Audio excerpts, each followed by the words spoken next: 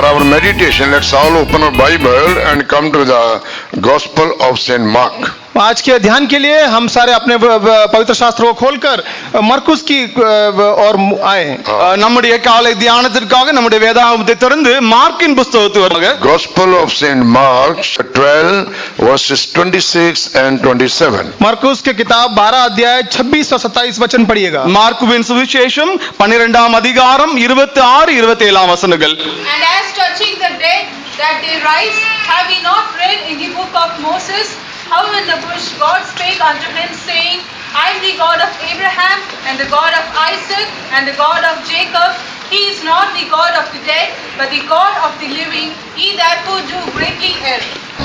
जीव उठने के विषय में मूसा की पुस्तक में झाड़ी की कथा में नहीं पढ़ा कि परमेश्वर ने उससे कहा मैं अब्राहम का परमेश्वर और याकूब का परमेश्वर हूँ.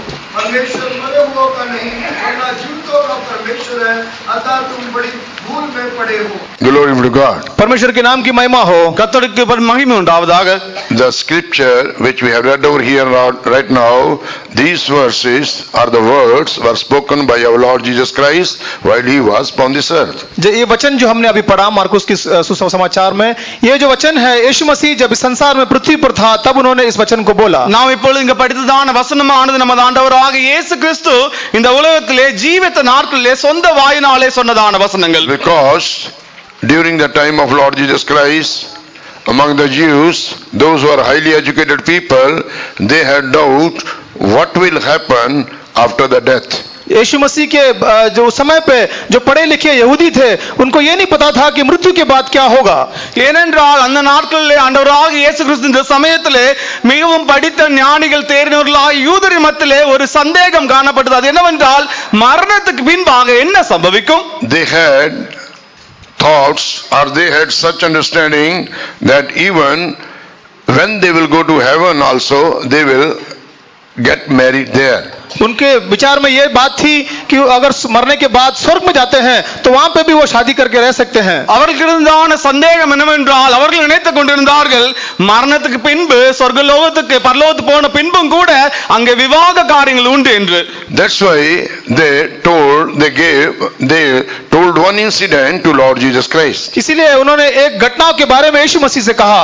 ஆகியால் தான் இயேசுவோடு கூட ஒரு குறிப்பிட்ட சம்பவத்தை குறித்து சம்பாஷிக்கிறார்கள். One person, he was married, one woman, and he died without issue.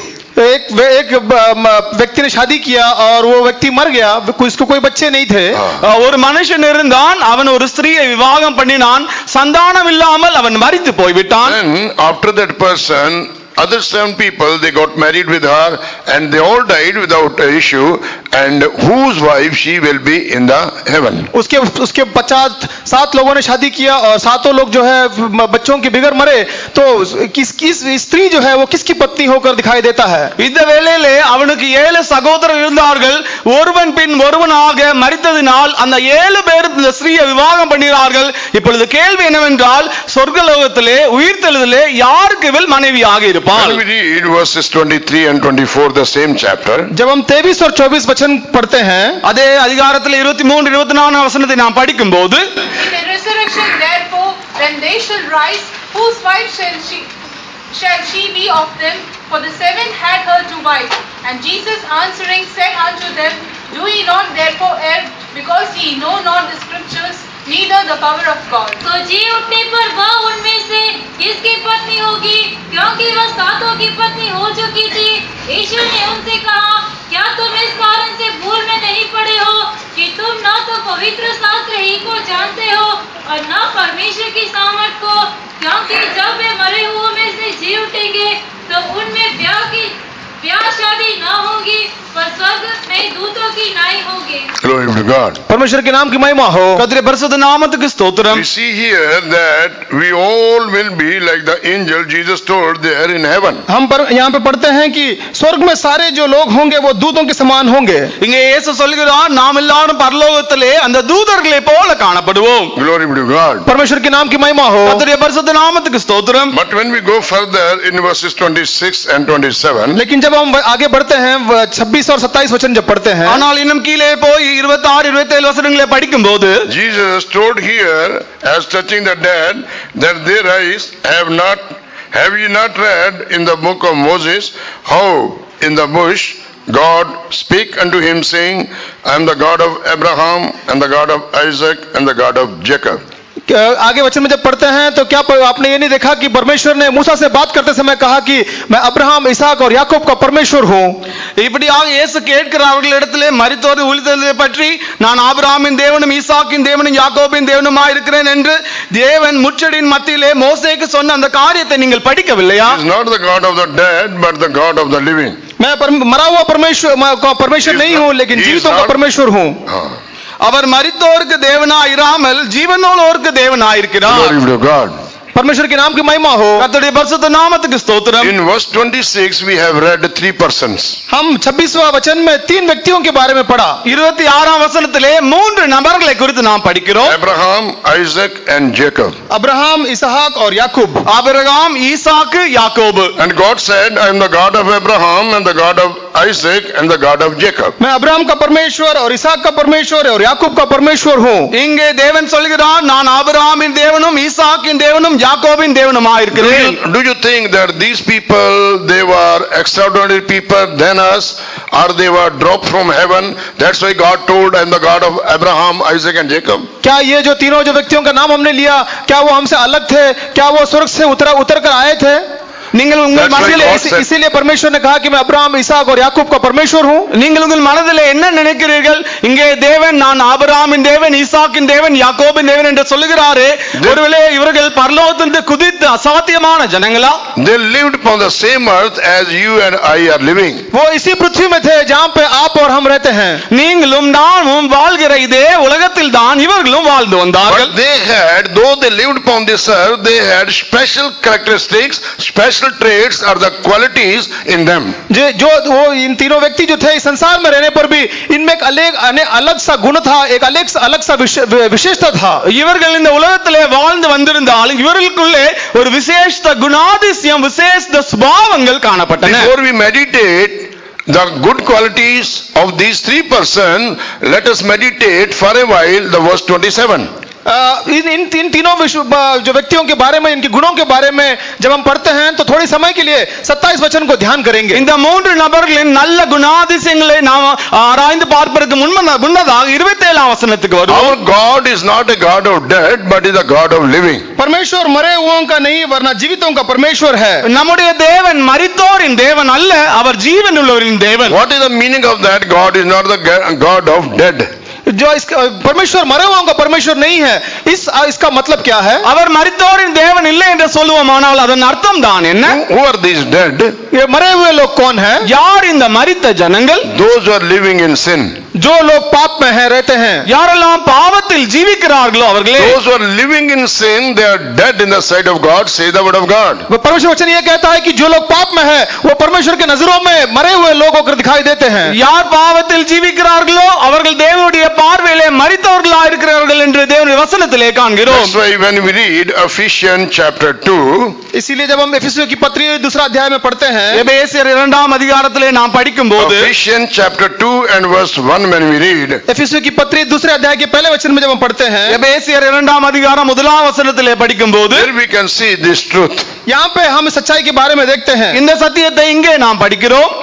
And you have he quickened who were dead in trespasses and sins. परमेश्वर ने तुम्हें भी जिलाया है, तुम अपने अपराधों और पापों के कारण मरे हुए थे।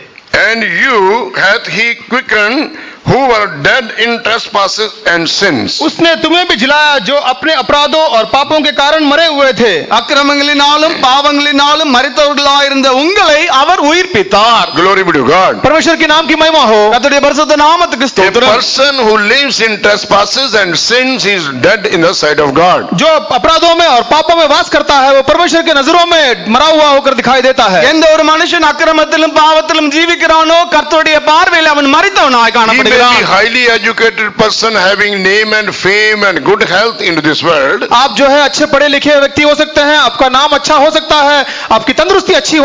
Once we were also like that. हम एक समय पर ऐसे लोग थे, ஒரு காலத்திலே நாமும் கூட அப்படிப்பட்டவர்களா Once we இருந்தோம். were also dead in our sins and trespasses. हम जो है अपने अपराधों में और पापों में मरे हुए थे। ஒரு காலத்திலே அக்கிரமங்களினாலும் பாவங்களினாலும் நம்ம மரித்தவர்களா But இருந்தோம். when we believed on our Lord Jesus Christ, लेकिन हमने अपने यीशु मसीह के When we ऊपर, believed. जब हम यीशु मसीह के ऊपर भरोसा किया, ஆனால் எப்பொழுது நம்ம ஆண்டவராகிய இயேசுவை நாம் விசுவாசித்தோமோ, when we believed the great sacrifice of our Lord Jesus Christ on the Calvary cross, परमेश्वर के उस बड़ा महान बलिदान जो परमेश्वर ने कालवरी क्रूस पर किया, उसके ऊपर हमने जब भरोसा किया, तब நாம் எப்பொழுது ஆண்டவராகிய இயேசு கிறிஸ்துவின் கல்வாரி அந்த பலியை நாம் விசுவாசித்தோமோ, we came to know the truth about the great sacrifice of Jesus, that he died for our sins. परमेश्वर के उस बलिदान के बारे में हमको समझ में आया, और उसने वो जो बलिदान किया उसकी सच्चाई के बारे में समझ में आया। நாம் கர்த்தராகிய ஆண்டவர் அந்த பலியை, அந்த சிலுவை மரணத்தின் அந்த விசுவாசத்தை நாம் எப்பொழுது கேள்விப்பட்டோமோ, What was the truth which we got by the death of our Lord Jesus Christ? परमेश्वर की उस मृत्यु से हमें क्या सच्चाई प्राप्त हुई?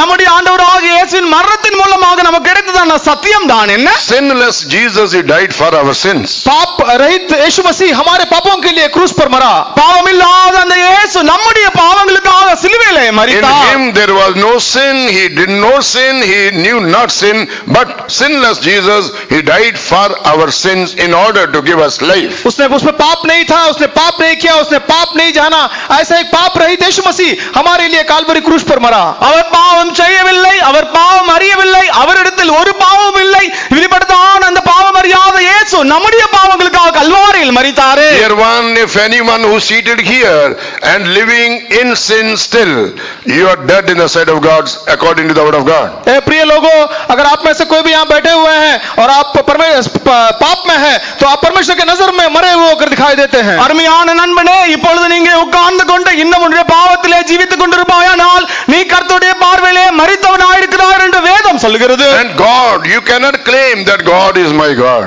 आप ऐसे बोल नहीं सकते हैं कि परमेश्वर मेरा परमेश्वर है। இப்படி சூழ்நிலை இருக்கிற வேளையிலே நீ உன் தேவனை என்னுடைய தேவன் என்று அழைக்க முடியாது. Oh, God loves you.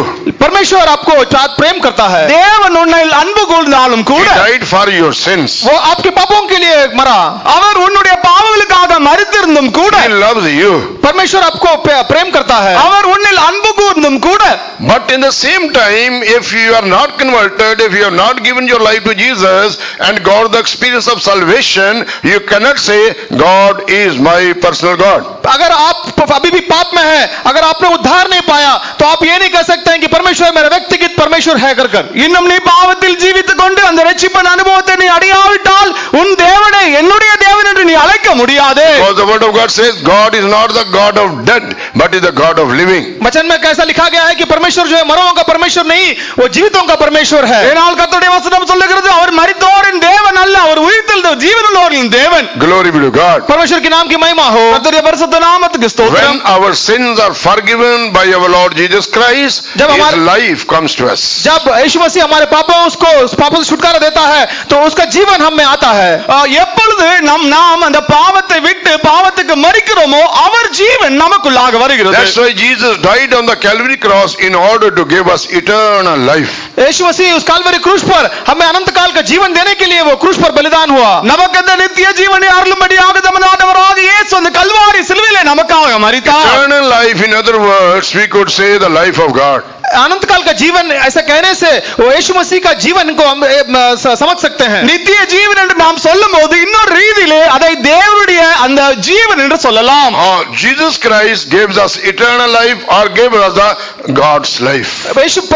प्रभु यीशु मसीह जो है हमें अनंत काल का जीवन दिया, या तो परमेश्वर का जीवन हमें दिया। இயேசு கிறிஸ்து நமக்காக மரித்த அந்த நித்திய ஜீவனை அல்லது தேவனுடைய ஜீவனை நமக்கு தந்தருளினார். The moment we accept Lord Jesus Christ, the word of God says, we are called the children of God. जिस समय पर हम यीशु मसीह को स्वीकार करते हैं, तो परमेश्वर वचन ये कहता है कि हम परमेश्वर के बच्चे होकर बदल जाते हैं। எந்த க்ஷணப்பொழுதிலே ஆண்டவராகிய இயேசு கிறிஸ்துவை நாம் ஏற்றுக்கொள்கிறோமோ அந்த வேளையிலே நாம் தேவனுடைய பிள்ளைகள் என்று அழைக்கப்படுகிறோம். John the Gospel chapter 1.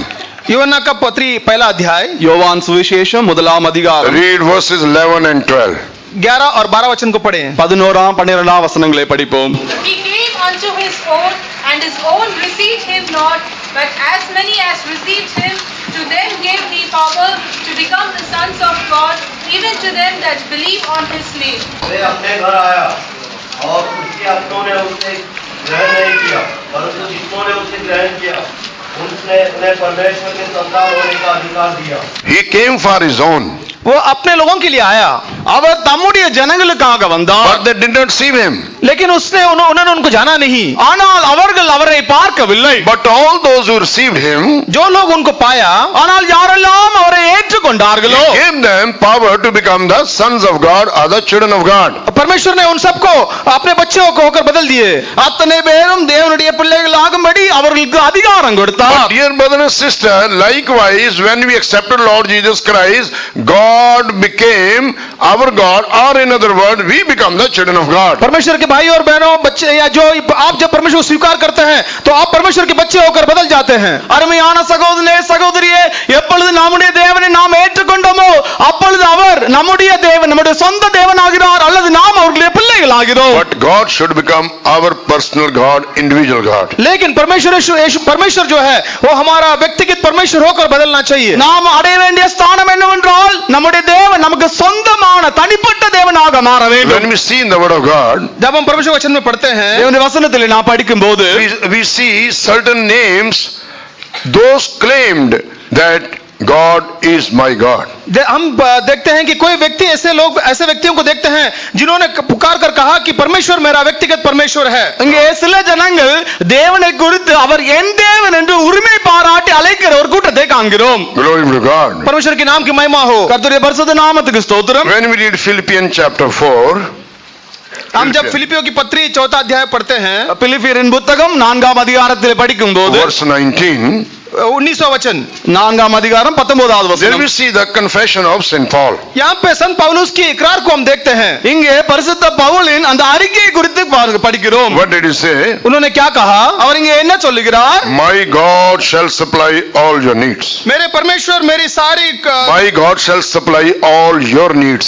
मेरा जो परमेश्वर है वो आपको सारे चीजों को सामर्थ्य से देगा। என் தேவன் தம்முடைய ஐஸ்வரியத்தின்படி உங்கள் குறைவெல்லாம் See நிறைவாக்குவார். how boldly he told, my God. उन्होंने कितने Dileri से. दिलेरी से कहा कि मेरा परमेश्वर। இங்கே அவர் எப்படி தைரியமாக என் தேவன் என்று He அழைக்கிறார்? said, dear children of God, Church of Philippians, my God shall supply all your needs. उन्होंने कहा कि फिलिपियों की कलीसिया, मेरा परमेश्वर जो है आपकी हर गति को पूरा करेगा। இங்கே அவர் சொல்லுகிறார், அருமையான பிலிப்பியன் சபையார் அவர்களே, என்னுடைய தேவன் உங்கள் குறைகளை நிறைவாக்குவார். Glory be to God. परमेश्वर के नाम की महिमा हो। கர்த்தருடைய பரிசுத்த நாமத்துக்கு ஸ்தோத்திரம். We see another person also. यहाँ पे हम और एक व्यक्ति को देख सकते हैं। இன்னொரு ஒரு மனிதரையும் குறித்து His படிக்கிறோம். name was Daniel. उनका नाम दानियल था। அவனுடைய பெயர் தானியேல். What he told to the king? उसने राजा से क्या कहा? அவன் இந்த ராஜாவினிடத்தில் என்ன கூறுகிறான்? Because the same king who put him into the den of lions, जब वो उसको शेरों के उसी राजा ने जब उसको शेर की मान में डाल दिया, எந்த ராஜா அதே ராஜா அவனை சிங்க கபியில் போட்டாரோ அவரிடத்திலே சொல்லுகிறான், that night king could not sleep. उस रात को वो सो नहीं पाया। அந்த ராத்திரியிலே அந்த ராஜாவுக்கு தூக்கம் வரவில்லை. Early morning he came to that den of lions. जब वो सुबह आकर उस सिंह के गुफे की ओर आया, அதிகாலையிலே அந்த ராஜா சிங்க கபியின் இடத்திலே And வந்தார். he cried, उसने रोया। அவர் சத்தமிட்டதோ அழைக்கிறார், Oh Daniel, did your God save you from the mouth of the lions to whom you served? हे दानियल, क्या परमेश्वर ने वो आपके उस सिंह से जो आपने जिसको आपने सेवा किया, क्या उस सिंह के मुंह से छुड़ाया क्या? ஓ தானியேலே, இடைவிடாமல் நீ ஆராதிக்கிற உன் தேவனாகிய கர்த்தர் இந்த சிங்கங்களின் வாய்க்கு உன்னை தப்புவித்தாரோ? What Daniel told? दानियल ने क्या कहा? அப்பொழுது தானியேலுடைய மறு உத்தரவு என்ன? Daniel chapter 6 and 22 when we read, Daniel की किताब 6वां अध्याय का दूसरा वचन में जब verse पढ़ते हैं, 22. 22वें वचन में जब पढ़ते हैं, தானியேலின் புத்தகம் 22ஆம் அதிகாரம் 22ஆம் வசனத்திலே படிக்கும்போது What Daniel gave the answer to the king? दानियल ने क्या उत्तर दिया? அப்பொழுது தானியேல் ராஜாவுக்கு என்ன மறு உத்தரவு கொடுக்கிறார்? My God has sent his angel and has shut the lions' mouths. मेरा परमेश्वर ने उसके दूतों को भेजकर उस सिंह के मुंह को बांध दिया। என் தேவன் தம்முடைய தூதனை அனுப்பி சிங்கங்களின் வாயை கட்டினார். Glory be to God. परमेश्वर की नाम की महिमा हो। கர்த்தருடைய பரிசுத்த நாமத்துக்கு My ஸ்தோத்திரம். God has sent his angel. मेरा परमेश्वर ने उसके दूतों को भेजा। என் தேவன் தம்முடைய தூதனை அனுப்பி Every child of God having angel. हर एक परमेश्वर के बच्चों के साथ एक दूत है. ஒவ்வொரு தேவனுடைய பிள்ளைக்கும் ஒரு தூதன் கொடுக்கப்பட்டிருக்கிறான். And those angels are appointed for the children of God. वो जो दूत जो है वो परमेश्वर के बच्चों के लिए नियुक्त किया गया है. அந்த குறிப்பிட்ட தூதனானவன் அந்த தேவனுடைய பிள்ளைக்காக அருளப்பட்டிருக்கிறான். These angels will only work for them, those who have become the children of God. ये जो दूतों का खास काम यही है कि जो परमेश्वर के बच्चे होकर बदल गए उनके लिए वो काम करता है. யாரெல்லாம் தேவனுடைய பிள்ளைகளாய் மாற்றப்பட்டிருக்கிறார்களோ அவர்களுக்காக மாத்திரம்தான் இந்த தூதன் வேலை செய்வான். Angels of God, they are not with the sinners, but they are with the people of God. जो परमेश्वर के दूत लोग जो है वो पापियों के साथ नहीं लेकिन परमेश्वर के बच्चों के साथ है. தேவனுடைய தூதர்களானவர்கள் பாவிகளோடு அல்ல, அவர்கள் தேவனுடைய பிள்ளைகளோடு கூட காணப்படுகிறார்கள். When we read Hebrew chapter 1, जब इब्रानियों की पत्री पहला अध्याय में हम पढ़ते हैं, எபிரேயர் புத்தகம் முதலாம் அதிகாரத்திலே படிக்கும்போது Hebrew chapter 1 and verses 13 and 14, we can see the truth. पहला अध्याय का 13 और 14 वचन में हम उस सच्चाई के बारे में पढ़ते हैं. இந்த சத்தியத்தை குறித்து எபிரேயர் புத்தகம் முதலாம் அதிகாரம் 13-14 வசனத்திலே காணலாம். But to which of the angels said he at any time, sit on my right hand until I make thine enemies thy footstool? Hebrew chapter 1 and verse 13. इब्रूस की उसने इससे कब कहा कि मेरे सामने बैठ जब तक कि मैं तेरे बैरियों को तेरे पांव के नीचे की सीढ़ी ना कर दूं. Are they not all ministering spirit sent forth to minister for them who shall be heirs of salvation? क्या वे सब सेवा टहल करने वाली आत्माएं नहीं जो उद्धार पाने वालों के लिए सेवा करने को भेजी जाती है? ரட்சிப்பை சுதந்தரிக்க போகிறவர்கள் நிமித்தமாக ஊழியம் செய்யும்படிக்கு அவர்கள் எல்லாரும் அனுப்பப்பட்ட பணிவிடை ஆவிகளாய் இருக்கிறார்கள் So அல்லவா? Daniel told to the king, my God has sent his angel. दानियल ने उस राजा से कहा कि मेरा परमेश्वर जो है दूतों को भेजा है. இப்பொழுது தானியேல் சொல்கிறான் என் தேவன் தம்முடைய தூதனை அனுப்பினார். Even devil also knew about this truth. जो शैतान था वो भी सच्चाई को जानता था. இந்த சத்தியமானது பிசாசுக்கு கூட தெரியும். That's why he told to Jesus, इसीलिए उसने यीशु मसीह से कहा, ஆகையால் தான் பிசாசு இயேசுவிடத்திலே சொன்னது, when he took Jesus to the pinnacle of the temple and told him, you jump from here, जब उसने वो यीशु मसीह को उस मंदिर के चोटी पर लेकर जाकर कहा कि आप यहाँ से कूद जाओ, எப்பொழுது அந்த பிசாசு இயேசுவை அந்த ஆலயத்தின் உப்பரிக்கிலே எடுத்துக்கொண்டு இங்கே இந்த குதி என்று சொன்னாரோ, God will give charge to the angel so that they may lift you up, so that your feet should not dash with the ground. परमेश्वर जो है आपको दूतों से आप जब कूदोगे तो दूतों आकर आपको पकड़ लेगा और आपका जो पैर है उसमें कोई चोट नहीं लगेगा कर शैतान ने कहा. அப்பொழுது பிசாசு சொன்னான், நீர் குதிக்கும் போது அந்த தேவன் தம்முடைய தூதங்களை அனுப்பி உன் பாதம் கல்லில் இடாதபடிக்கு அவர் உன்னை தங்கள் கரங்களில் ஏந்துவார்கள். Glory be to God. परमेश्वर के नाम की महिमा हो. கர்த்தருடைய பரிசுத்த நாமத்துக்கு So ஸ்தோத்திரம்.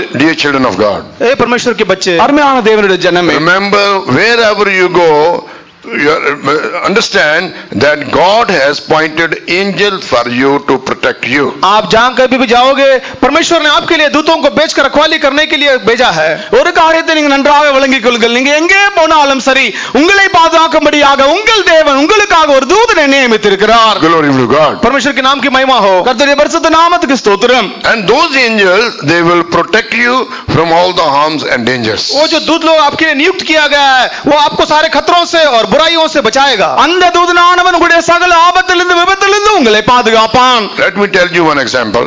आपको एक उदाहरण के तौर पर मैं कहना चाहता हूं. நான் உங்களுக்கு ஒரு உதாரணத்தை சொல்லும்படியாக வாஞ்சிக்கிறேன். Once there was a minister of God, a servant of God. एक समय पर एक परमेश्वर का सेवक था. ஒரு சமயத்திலே ஒரு தேவனுடைய ஊழியக்காரன் இருந்தார். And he used to visit one believer's house.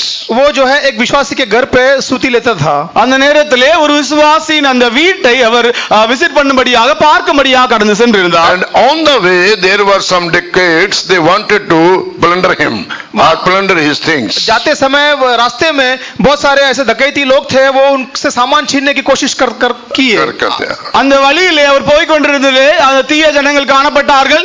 இவரை அவர்கள் சேதப்படுத்தும்படியாக விரும்பினார்கள். But when they will go near to that person, जब वो डकैत लोग जो थे उस सेवक के नजदीक जाते थे, இப்பொழுது அந்த துஷ்ட ஜனங்கள் அந்த ஊழியக்காரன் பக்கத்திலே அணுகின போது they found that like a army in the white clothes having the swords into their hand, they were around him. उन्होंने जो डकैती लोगों को ऐसा महसूस हुआ कि वो जो सेवक था उसके चारों तरफ सफेद वस्त्र धारण करके हाथ में स्वॉर्ड लेकर खड़ा था, चाकू लेकर खड़ा था. அவர்கள் கண்கூடாக கண்டதான காரணம் என்னவென்றால் அந்த தேவ ஊழியக்காரரை சுற்றி வெள்ளை அங்கி தரித்தவர்களாய் கையிலே பட்டயத்தை பிடித்துக் கொண்டு சுற்றிலும் நிற்கிற ஒரு தூத சேனையை கண்டார்கள். So this thing happened so many days. ऐसा बहुत सारे दिनों तक चलता रहा. இந்த சம்பவமானது अनेक நாட்களாக தொடர்ந்து நடந்து கொண்டிருந்தது. They could not cheat him, they could not deceive him.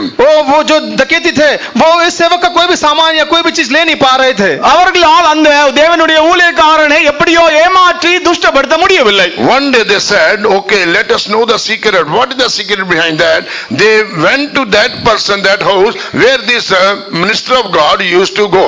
जो डकैत लोग जो थे उनको ऐसा आश्चर्यचकित बात समझने के लिए क्या हो रहा है, क्यों हो रहा है, उन्होंने ऐसा सोचकर वो विश्वासी के घर पे जाकर देखे.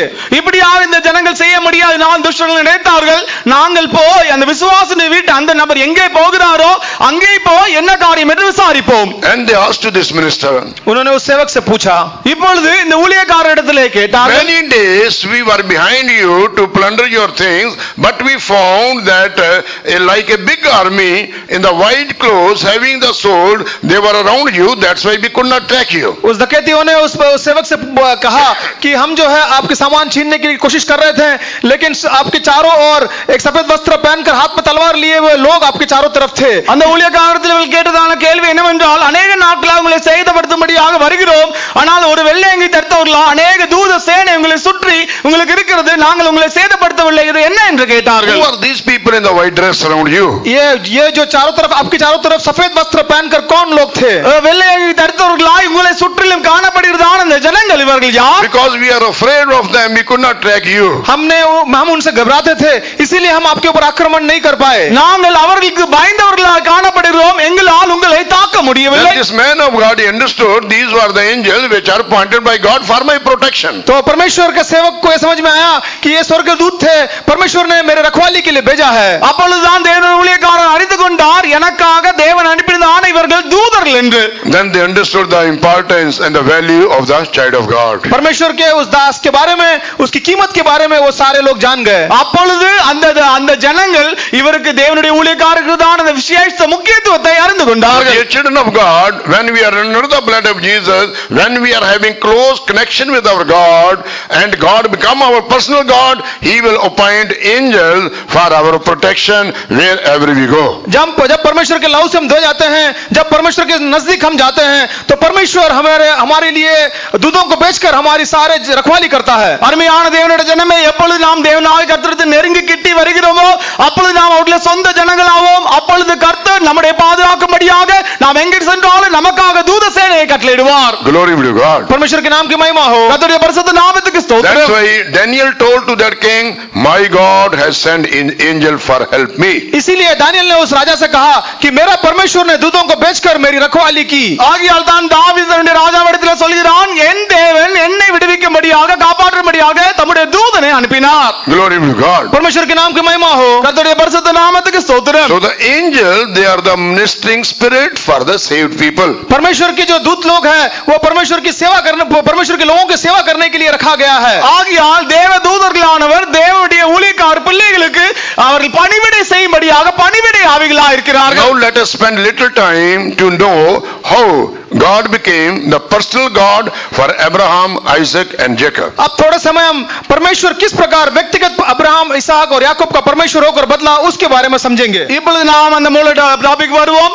எப்படி தேவனாகிய கர்த்தர் ஆபிரகாம், ஈசாக்கு, யாக்கோபுக்கு அவர்களுடைய வாழ்க்கையிலே சொந்த தனிப்பட்ட தேவனாக மாறினார். We all know that Abraham's father was not a saved person, he was an idolater. हम ना सब जानते हैं कि अब्राहम का परमेश्वर जो था वो मूर्ति पूजक था, वो कभी उद्धार नहीं पाया था. நாம் எல்லாம் அறிந்திருக்கிறபடி ஆபிரகாமின் தகப்பனானவன் அவன் தேவனுடைய மனுஷன் அல்ல, அவன் ஒரு அந்த விக்கிர ஆராதனை ஆராதிக்கிற ஒரு மனுஷனாய் காணப்பட்டான். But one day the God of glory appeared to Abraham. एक दिन महिमा का परमेश्वर इब्राहिम के सामने प्रकट हुआ. ஆனால் ஒரு நாள் வந்தபோது அந்த மகிமையின் தேவன் ஆபிரகாமுக்கு தரிசனமானார். And he told him, you leave your own people, your own country and your kindred and follow me and I will show you the land where you have to go. आप जो है आपके लोगों को त्याग कर दीजिए, सारे लोगों को त्याग करने के बाद मेरे पीछे हो लेना, मैं तुझे जो देश में जाना है उसके बारे में तुझको दिखलाऊंगा. அப்பொழுது தேவன் ஆபிரகாமுக்கு சொன்னார், நீ உன் தேசத்தையும் உன் சொந்த ஜனத்தை விட்டுவிட்டு நான் உனக்கு காண்பிக்கும் தேசத்துக்கு நீ போகும்படி என்னை பின்பற்றுவாயாக. That was the first time when the God of glory appeared to Abraham. उस समय पहला समय था जब महिमा का परमेश्वर अब्राहम के सामने प्रकट हुआ. அதுதான் மகிமையின் தேவனாகிய கர்த்தர் ஆபிரகாமுக்கு முதலாக தரிசனமான விதம். And what did he do? और अब्राहम ने क्या किया? அப்பொழுது அவன் என்ன செய்தான்? Then and there he obeyed what God told him. उसी समय पर वहीं पर परमेश्वर ने जो कुछ भी बोला उसका आज्ञा मान लिया. அந்த க்ஷண பொழுதிலே அந்த நிமிஷத்திலே தேவனாகிய கர்த்தர் சொன்ன காரியத்துக்கு அவன் கீழ்ப்படிந்தான். He could ask question to God. उसको प्रश्न परमेश्वर से पूछ सकता था. ஒருவேளை அவன் தேவனிடத்திலே கேள்வி கேட்டிருக்கலாம். Who are you, that God who is asking me to leave my country, leave my people, my house and follow me? हे परमेश्वर तू कौन है? तू क्यों मुझसे कहता है कि मेरे लोगों को मेरे घराने को छोड़कर तेरे पीछे हो लूं? என்னுடைய தேசத்தையும் என்னுடைய ஜனங்களையும் என்னுடைய வீட்டை விட்டு உமக்கு பின்பாக வரும்படியாக அழைக்கிறதுக்கு நீர் என்ன தேவன்? He did not ask all these things. उसने ऐसा कोई प्रश्न परमेश्वर से नहीं पूछा. அப்படிப்பட்ட கேள்வியை அவன் ஒருபோதும் தேவனிடத்திலே கேட்கவில்லை. But what did he do? लेकिन उसने क्या किया? ஆனால் அவன் என்ன செய்தான்? He believed God. उसने परमेश्वर के ऊपर भरोसा किया. தேவனிடத்திலே அவன் விசுவாசம் வைத்தான். The word of God says he believed God and it was counted unto him righteousness. उसने परमेश्वर के ऊपर विश्वास किया और वो उसको धार्मिकता में बदल दिया. அவன் தேவனை விசுவாசித்தான், அது அவனுக்கு நீதியாக எண்ணப்பட்டது. Read book of Genesis chapter 15 and verse 6. उत्पत्ति की पत्री 15वां अध्याय का 6वां वचन. ஆதியாகமம் புத்தகம் 15ஆம் அதிகாரம் 6வது வசனம். Book of Genesis chapter 15 and verse 6. उत्पत्ति का किताब 15वां अध्याय 6वां वचन. ஆதியாகமம் 15ஆம் அதிகாரம் 6வது வசனம். उसने यहोवा पर विश्वास किया और यहोवा ने इस बात को उसके लेखे में धर्मी गिना. Believed in the Lord and he counted it to him for righteousness. And he believed in the Lord and he counted it to him for righteousness. उसने यहोवा पर विश्वास किया और यहोवा ने इस बात को उसके लेखा में धर्म गिना.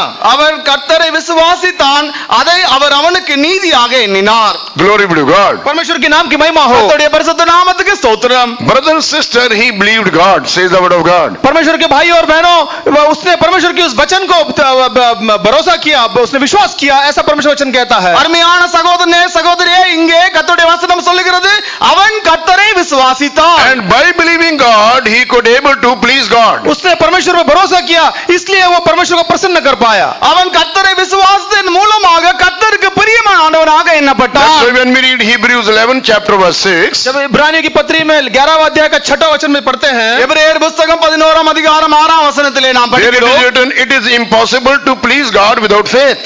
उसने वहां पे ऐसा लिखा गया है कि परमेश्वर को विश्वास के बगैर प्रसन्न नहीं कर सकते हैं. விசுவாசம் இல்லாமல் தேவனுக்கு பிரியமாயிருப்பது கூடாத காரியம். Hebrews 11 chapter verse 6, it is written, it is impossible to please God without faith. इब्रानियों की पत्री 11वां अध्याय का 6वां वचन में लिखा है कि परमेश्वर को विश्वास के अलावा प्रसन्न नहीं कर सकते हैं.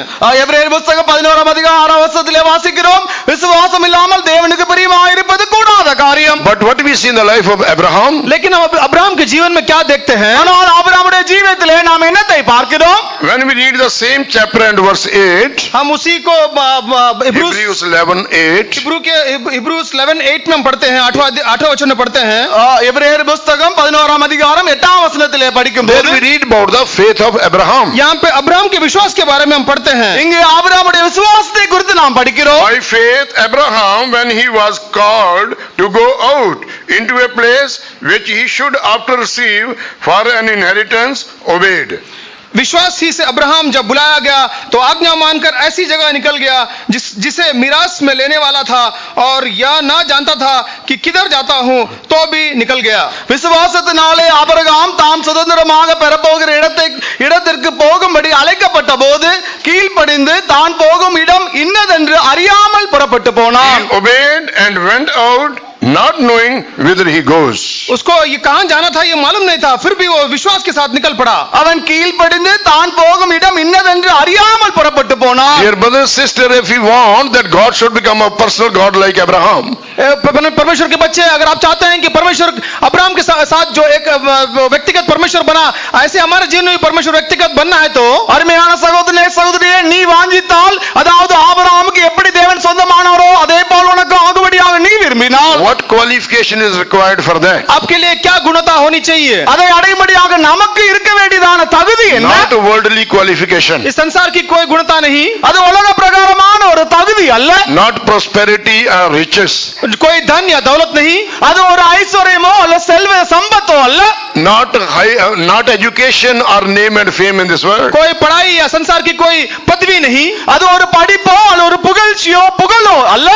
But how God become our personal God like Abraham? लेकिन अब्राहम के साथ जो परमेश्वर की व्यक्तिगत जो संबंध था, वैसे हमारे साथ परमेश्वर व्यक्तिगत संबंध कैसे बना सकता है? ஆபிரகாமுக்கு எப்படி தேவன் தன்னுடைய சொந்த தெய்வமானாரோ அதே போல் நமக்கு எப்படி அவர் சொந்தமாக கூடும்? We need the faith of Abraham. हमको जो है अब्राहम का विश्वास होना जरूरी है. நமக்கு ஆபிரகாமின் விசுவாசம் தேவை. Who is Abraham? अब्राहम कौन था? ஆபிரகாம் யார்? Is about Abraham it is told is the father of believers. परमेश्वर अब्राहम के बारे में कहा है कि वह विश्वासियों का परमेश्वर है. ஆபிரகாம் குறித்து சொல்லப்பட்ட पिता है, अब पिता है, उनका पिता है. ஆபிரகாமை குறித்து சொல்லப்பட்டுள்ளது அவன் விசுவாசிகளின் தகப்பன். That you can read by yourself Romans chapter 4 and verse 12. Romeo की पत्री 4 अध्याय के 12 वचन में लिखा है. ரோமர் நிருபம் 4 அதிகாரம் 12 வசனத்திலே அதை நீங்களே வாசித்துக் கொள்ளலாம். Abraham is called the father of believers. Abraham के बारे में कहा गया है कि वो विश्वासियों का पिता है. ஆபிரகாம் குறித்து சொல்லப்பட்ட காரியம் அவன் விசுவாசிகளின் தகப்பன். What a great name God the Father gave to him. परमेश्वर पिता परमेश्वर ने कितना बड़ा नाम अब्राहम को दिया. பிதாவாகிய தேவன் ஆபிரகாம் கொடுத்து எப்படி ஒரு விலையேறப்பட்டதான பெயர் என்று பாருங்கள். Not only he was God became his personal God. सिर्फ परमेश्वर उसका व्यक्तिगत परमेश्वर होकर बदला ही नहीं, அவனோட வாழ்க்கையிலே தேவன் அவனுடைய சொந்தமான தேவனாகிய மாறியது மட்டுமல்ல. God told about Abraham, he is my friend. परमेश्वर ने अब्राहम के बारे में कहा कि वो मेरा दोस्त है. தேவனாகிய கர்த்தர் ஆபிரகாமை குறித்து இவன் என்னுடைய சிநேகிதன் என்று அழைக்கிறார். God told to Abraham, he is my friend. परमेश्वर ने अब्राहम के बारे में कहा कि वो मेरा दोस्त है. ஆபிரகாமை குறித்து தேவன் சொல்லுகிறார் இவன் என்னுடைய சிநேகிதன். Only friend can reveal his heart to his friend. एक दोस्त जो है वो अपने हृदय को दूसरे दोस्त से उंडेल सकता है. ஒரு நண்பன் ஒரு சிநேகிதன் மாத்திரம் தான் தன்னுடைய இருதயத்தை மற்ற That's why God நண்பனுக்கு revealed his secrets to Abraham, his friend. इसीलिए परमेश्वर ने अपने हृदय की बातों को अब्राहम से बातें किया और उसके दिलों में उंडेल दिया. ஆகையால் தான் தேவனாகிய கர்த்தர் தன்னுடைய ரகசியத்தை ஆபிரகாமாகிய தன்னுடைய சிநேகிதனோடு கூட பகிர்ந்து கொண்டார். Glory be to God. परमेश्वर के नाम की महिमा हो. கர்த்தருடைய பரிசுத்த நாமத்துக்கு ஸ்தோத்திரம். Dear brothers and sisters, हे परमेश्वर के भाई और बहनों, அருமையான தேவனுடைய பிள்ளையே, if we want that God should become a personal God, the first qualification which you and I needed is we must grow in faith. अगर हम परमेश्वर को हमारे जीवन में व्यक्तिगत परमेश्वर होकर बदलना है तो हम पर आप और मैं जो है परमेश्वर के साथ विश्वास पर बढ़ना चाहिए. நாம் நம்முடைய தேவனை நமக்கு சொந்த தெய்வமாக மாற்ற விரும்பினால் நமக்கு இருக்கிறதான முதலாவது தகுதி நாம் விசுவாசத்திலே வளர வேண்டும். Jesus said, when the Son of Man shall come upon this earth, shall he find faith upon this earth? यीशु मसीह ने कहा कि जो पुत्र जब संसार में मनुष्य पुत्र जब संसार में आएगा तो क्या वो विश्वास को देख पाएगा? இயேசு கிறிஸ்து சொன்னார் மனுஷகுமாரன் இந்த உலகத்திலே வரும்போது விசுவாசத்தை காண்பாரோ? Today we have everything, but faith is missing. आज हमारे पास सब कुछ है लेकिन विश्वास नहीं है. இன்றைய நாளிலே நம்மிடத்தில் எல்லாம் காணப்படுது ஆனால் விசுவாசம் இல்லை. We speak high things about God, but faith is not there. हम परमेश्वर के बारे में बड़ी बातें करते हैं लेकिन विश्वास नहीं है. நாம் தேவனை குறித்து பெரிய பெரிய காரியங்களை பேசுகிறோம் ஆனால் But விசுவாசம் what இல்லை. was the faith of Abraham? लेकिन अब्राहम का विश्वास क्या था? ஆனால் ஆபிரகாமின் விசுவாசம் தான் என்ன? He told to his eldest servant, उसने अपने सबसे बड़ा அவனுடைய மூத்த வேலைக்காரனுக்கு அவன் சொன்னான், कामगार से कहा, what he told to him? उसने उससे दास से क्या कहा? அவனுக்கு என்ன சொன்னான்? My God will send the angel and he will provide a wife for my son. मेरा परमेश्वर जो है दूतों को भेजकर मेरे बेटे के लिए एक पत्नी को तैयार करेगा. என் தேவன் தம்முடைய தூதனை அனுப்பி என்னுடைய குமாரனுக்கு ஒரு மனைவியை அவர் ஏற்படுத்துவார். He will make your journey prosperous. वो आपका जो आपका यात्रा जो है उसको संभाल लेगा, ठीक तरीके से संभालेगा. உன்னுடைய பிரயாணத்தை உன்னுடைய வழியை அவர் வாய்க்க பண்ணுவார். See his faith. उसका विश्वास को देखिए. அவனுடைய விசுவாசத்தை பாருங்கள். And according to his faith it was done. उसके विश्वास के अनुसार उसके साथ किया गया. அவனுடைய விசுவாசத்தின்படியே அது அவனுக்கு சம்பவித்தது. When he took his son Isaac for sacrifice, जब उसने अपने बेटा आइसक को उस बलिदान करने के लिए बलि करने के लिए ले गया, தன்னுடைய குமாரனாகிய ஈசாக்கை பலி செலுத்தும்படி அவன் எடுத்து சென்றபோது what he told to his people, those who were with him, जो उसके साथ जो लोग चल रहे थे उनसे उसने क्या कहा? அவனோடு இருந்ததான அவனுடைய ஜனங்களுக்கு அவன் என்ன சொன்னான்? you remain here, आप यहाँ पे रहिए, நீங்கள் இங்கே தங்கியிருங்கள். I and this child we will go worship God and come back. मैं और मेरा बेटा जो है ऊपर जाकर परमेश्वर की सेवा कर वापस आएंगे. நானும் என்னுடைய பிள்ளையாண்டானும் என்னோடு கூட மலைக்கு சென்று அவரை தொழுது கொண்டு திரும்பி But வருவோம். for what he was taking his son? लेकिन वो किस लिए अपने बेटे को ले जा रहा था? ஆனால் அந்த பிள்ளையாண்டானை மகனை எதற்காக மலைக்கு எடுத்து For செல்கிறார்? sacrifice. उसको बलिदान देने के लिए. பலி செலுத்தும்படியாக. But what was his faith? लेकिन उसका विश्वास क्या था? ஆனால் அவருடைய விசுவாசம் விசுவாசத்தை Even பாருங்கள். if this Isaac will die, God has power to give him life again. अगर उसको ऐसा अगर मरने पर भी परमेश्वर के पास इतना सामर्थ्य है कि वो इसको जिला सकता है. அவன் விசுவாசித்தான். ஒருவேளை ஈசாக்கு மரித்தாலும் அந்த ஈசாக்கு உயிரை கொடுக்கிறதுக்கு தேவன் வல்லமையுள்ளவராய் So இருக்கிறார். he exercised his faith. उसने अपने विश्वास को वहां पे स्थापित किया. அவன் அவனுடைய அந்த விசுவாசத்தை பயிற்சித்தான். Glory be to God. परमेश्वर के नाम की महिमा हो. கர்த்தருடைய பரிசுத்த நாமத்துக்கு That's why ஸ்தோத்திரம். God said, I am the God of Abraham. इसीलिए परमेश्वर ने कहा कि मैं अब्राहम का परमेश्वर हूँ. ஆகையால் தான் தேவனாய கர்த்தர் சொல்கிறார், நான் ஆபிரகாமின் தேவன். Another thing also we see in Abraham. एक बात, दूसरी बात को भी अब्राहम के जीवन में देख सकते हैं. அவனோட ஜீவியத்திலே இன்னொரு காரியத்தையும் நாம் காணக்கூடும். We have already read in Hebrew 11 chapter and verse 8. हमने इब्रानी की पत्नी 11 अध्याय के 8वें वचन में पढ़े. எபிரேயர் 11 அதிகாரம் 8 வசனத்திலே ஏற்கனவே அதை படித்தோம். After faith it is written here, he obeyed. विश्वास के बाद उसने आज्ञा माना. இப்படியாக அவன் விசுவாசித்து தேவனுக்கு It is கீழ்ப்படிந்தான். written here, he obeyed and he went out and not knowing whither he went. उसने विश्वास किया, आज्ञा माना और निकल पड़ा, उस नहीं मालूम होते हुए कहां जाना है. அவன் கீழ்ப்படிந்து தான் போகும் இடம் என்னதென்று அறியாமல் புறப்பட்டு போனான். With faith, obedience is connected.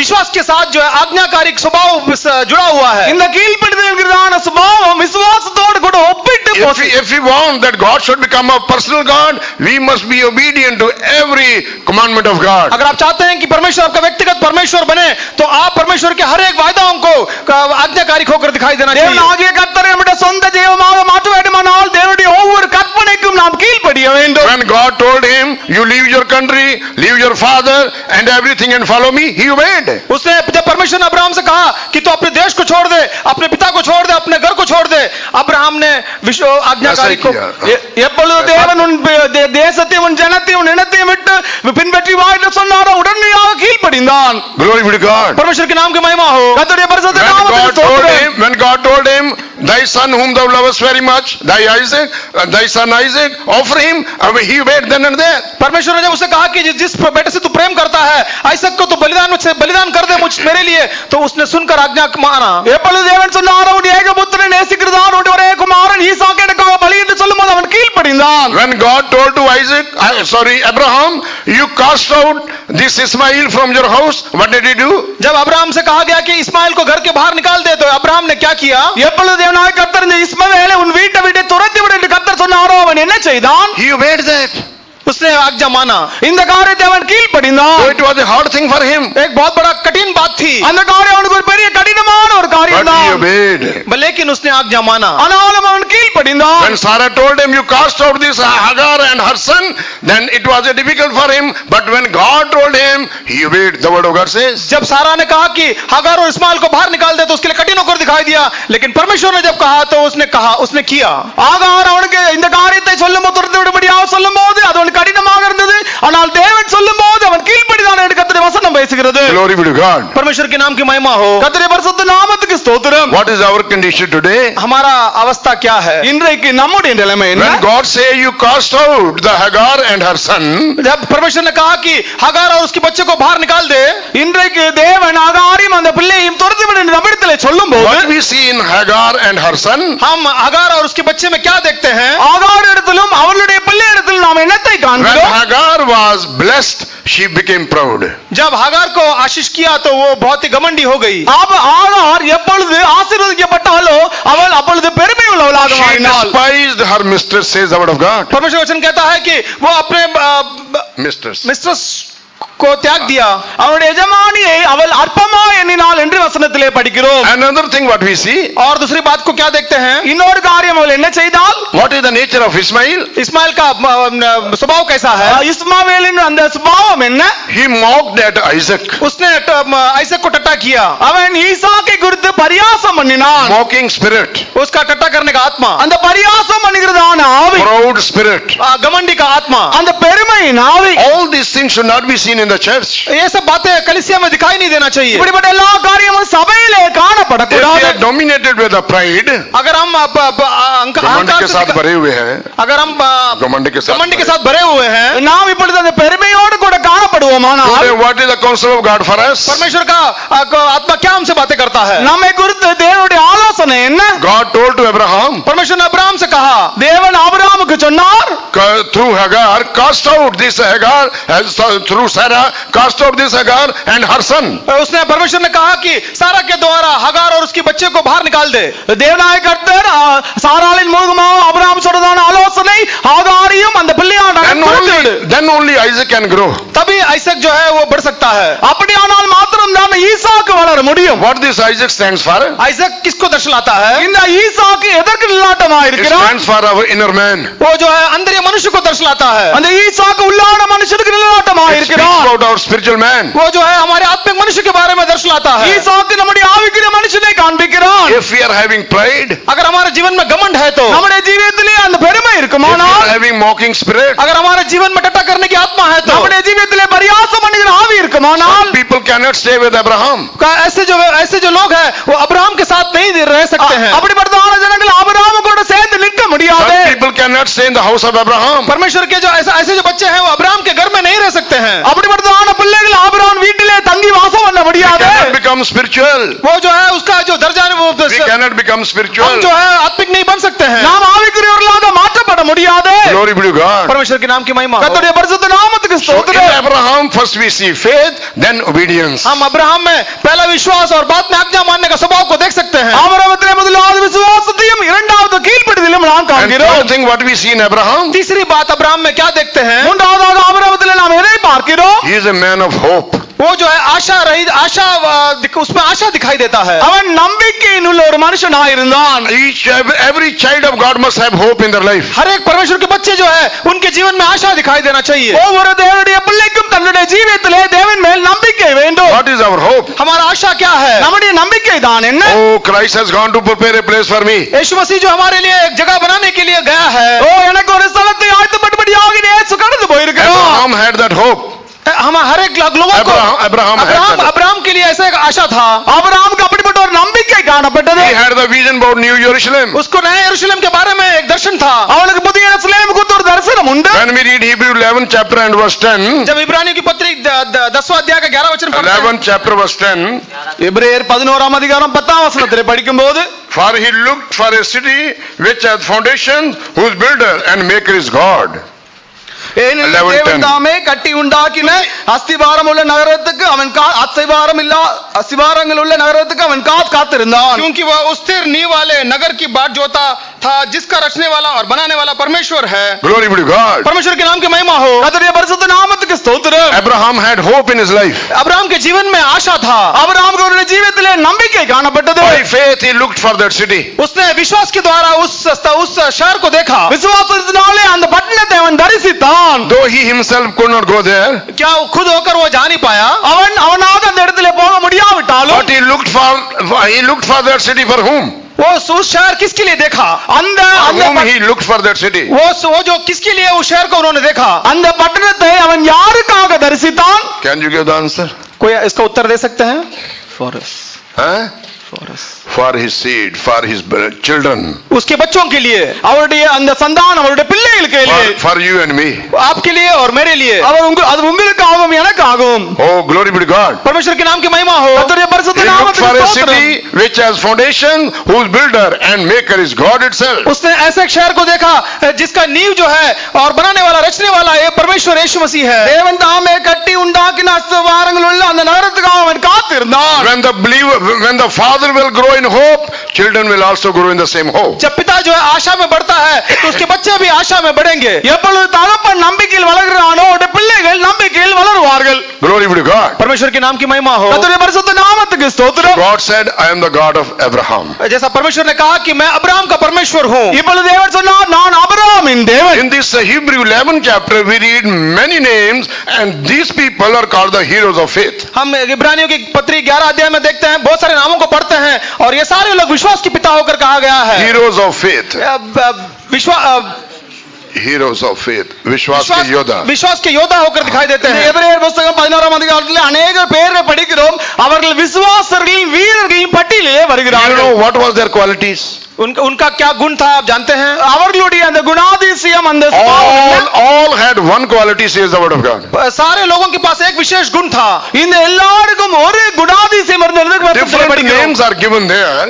Different names are given there. अलग-अलग नाम दिया गया है. இங்கே பலருடைய வித்தியாசமான பெயர்கள் கொடுக்கப்பட்டிருந்தாலும் Abraham, Isaac, Jacob, Daniel. यहाँ पे देखते हैं अब्राहम, इसहाक, याकूब, दानियल. ஆபிரகாம், ஈசாக்கு, யாக்கோபு, தானியேல் என்று வரிசையாக படிக்கிறோம். David is also there. Abel is also there.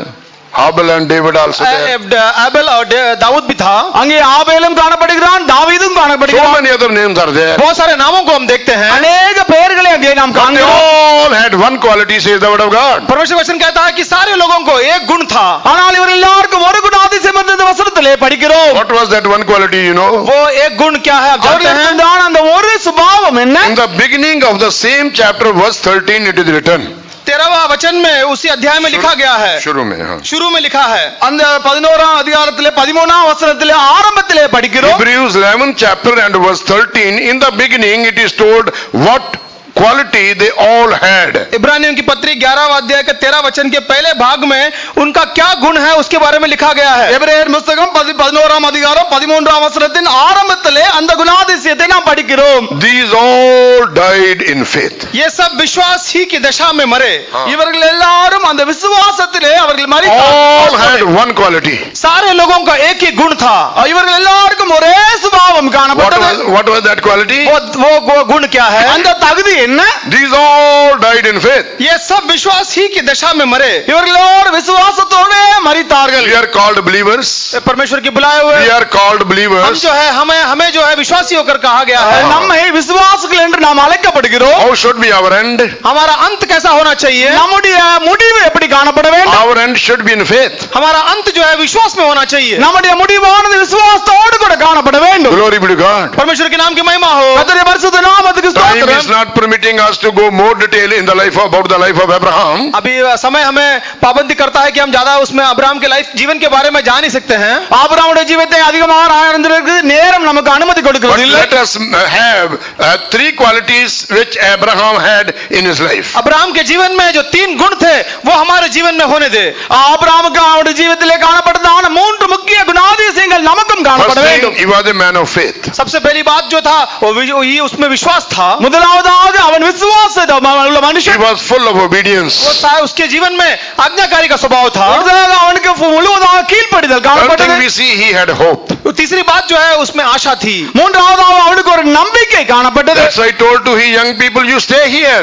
We will go and worship God and I will come back with this child. उसने आप जवान लोगों से कहा कि आप सब यहाँ पे खड़े रहे, मैं और मेरा बेटा जाकर परमेश्वर के दंडवत कर वापिस आते हैं. ஆகையால் தான் வாலிப வேலைப்பார்காரர்கள் சொன்னான், நீங்கள் எங்கே இருங்கள், நானும் பிள்ளையாண்டானும் போய் அங்கே தேவனை தொழுது கொண்டு திரும்பி வருவோம். Glory be to God. परमेश्वर के नाम की महिमा हो. கர்த்தருடைய பரிசுத்த நாமத்துக்கு ஸ்தோத்திரம். Come to the second person.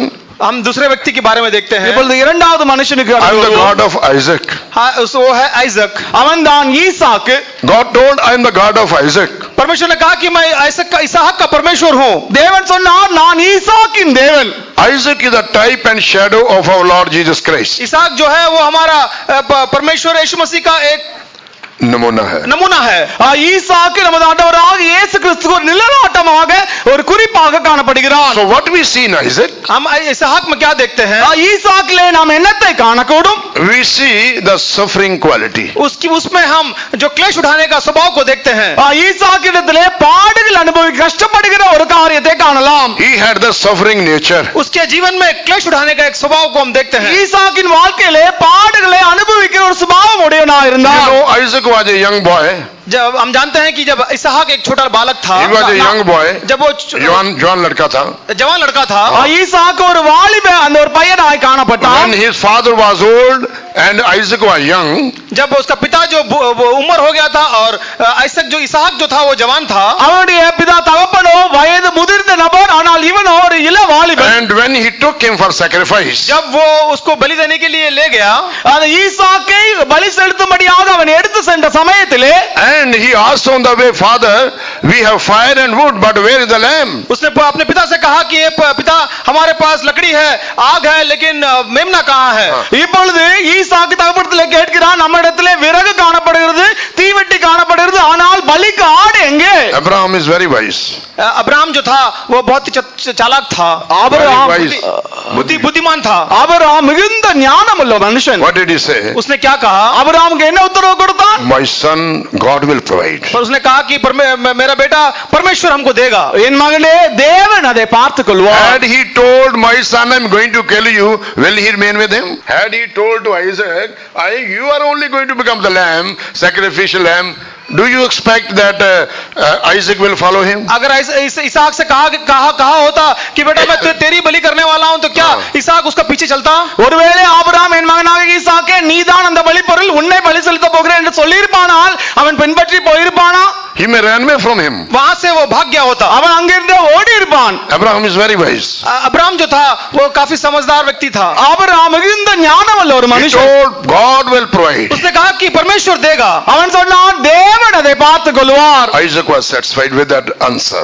इसहाक जो था वो संतृप्त हो गया उस उत्तर को सुनकर। அந்த பதிலின் மூலமாக ஈசாக்கு இப்பொழுது திருப்தியானான். Then they proceeded. और वो फिर पहाड़ियों में चढ़ने लगे। அதற்கு பின்பாக அவர்கள் கடந்து போகிறார்கள். And Abraham made an altar. Abraham ने जो था वो बलिवेदी को बनाया। அதற்கு பின்பாக ஆபிரகாம் அந்த பலிபீடத்தை உண்டு Isaac பண்ணினான். might have helped him. Isaac might have helped him. इसहाक जो था उसको मदद किया होगा। அந்த பலிபீடத்தை உண்டு பண்ணும்படியாக ஆபிரகாமுக்கு ஈசாக்கு கூட உதவி He செய்திருப்பான். dressed the wood over the altar. उस बलिवेदी के ऊपर उसने उस लकड़ियों को बिछाया। அந்த பலிபீடத்தின் மேலாக அந்த விறகுகளை அவன் அடுக்கி After வைத்திருப்பான். that he came to his son Isaac. उसने उसके बाद वो इसहाक के पास अब्राहम इसहाक के पास आया। அதற்கு பின்பாக ஆபிரகாம் ஈசாக்கினிடத்திலே And வருகிறான். he tied him. उसके हाथों को बांधा, हाथों और இப்பொழுது पैरों को बांधा। அவன் ஈசாக்கை கட்டுகிறான். He did not open his mouth. उसने अपना मुंह नहीं खोला। இப்பொழுது அவன் வாயை திறக்கவில்லை. Had he opened his mouth, that would also narrated in the word of God. अगर उसने अपने मुंह को खोला होता तो निश्चय रूप से वो वचन में लिखा होता। ஒருவேளை ஈசாக்கு வாயை திறந்து பேசியிருப்பானால் அது கூட தேவனுடைய வசனத்திலே That's why we எழுதப்பட்டிருக்கும். see, I have told you, Isaac's life is compared with Jesus. Jesus was also, when he stood, he was going to be crucified or standing before the Pilate, he did not open his mouth, say the word of God. इसीलिए मैंने कहा कि यीशु मसीह के जीवन का तुलना इसहाक से किया गया है, क्योंकि यीशु मसीह भी जब उस पिलातुस के सामने खड़ा था तो उसने अपना मुंह नहीं खोला। அருமையானவர்களே, இயேசு கிறிஸ்து அல்லது ஈசாக்கு இயேசு கிறிஸ்து நிலவாட்டமாக இருக்கிறான் என்று நான் உங்களுக்கு சொன்னேனே. இயேசு கிறிஸ்துவும் கூட பிலாத்துக்கு முன்பாக சிலுவையில் அறையப்பட்ட நியாய தீர்த்த போது அவர் வாயை திறவாமல் காணப்பட்டார். He could say, Father, you told me God will provide a lamb, but now you are tying me only. उसने वो ऐसा कह सकता था कि ए पिता, तूने मुझसे कहा कि परमेश्वर हमको देगा, लेकिन अब तू मुझे बांध रहा है। ஒருவேளை ஈசாக்கு சொல்லியிருப்பான், பிதாவே தேவன் பார்த்துக் கொள்வார், அவர் ஆட்டை தருவார் என்று சொன்னீரே, இப்பொழுது ஏன் என்னை கட்டுகிறீர்?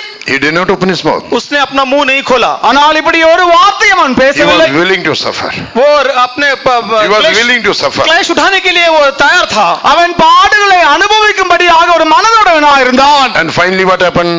आखिर में क्या हुआ? கடைசியாக என்ன He சம்பவித்தது? took the knife into his hand to kill him. उसने अपने हाथ में उसको मारने के लिए तलवार को लिया। அவராம் இப்பொழுது கத்தியை எடுத்து தன் மகனை கொல்லும்படியாக ஓங்குகிறான். Heaven was opened. स्वर्ग खुला। பரலோகம் திறக்கப்பட்டது. Dear brother and sister, भाई और बहनों, அருமையான சகோதரனே சகோதரியே, to make our God personal God, अगर हमें परमेश्वर को अपना व्यक्तिगत परमेश्वर बनाना है तो நம்முடைய தேவனை நமக்கு சொந்த தெய்வமாக மாற்ற it வேண்டுமானால் is not a child's play.